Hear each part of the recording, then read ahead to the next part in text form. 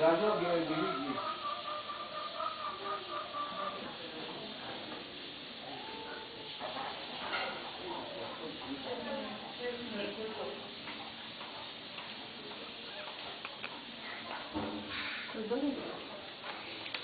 A barreira tô gravando. Ai, mas super longo. É, Ai, meu Deus. acabou com a raça do coitado. Que delícia. Tô sonhando com a Henrique ali. Ai, Deus, a cara. É filmadora também? É, tô filmando. Dá o sorriso pra mamãe, queridão.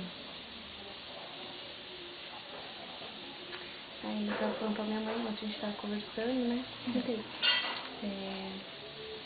Falei assim, ai, lembra quando você comentou comigo na gravidez, né? Que eu falei, acho que eu falei qualquer coisa no sentido, tipo, putz, parece escolher o momento errado pra ficar grávida, né? Porque eu fiquei passando por tanto nervoso com esse negócio do meu irmão, né? Aí lembra que você falou pra mim que não ia ser nada não, que ia ser uma vitória, né? E aí eu falei, o que ela falou realmente foi verdade, porque além de assim, o neném ser super saudável, tá tudo bem, ele é um anjo, né? Ele não dá um pingo de trabalho.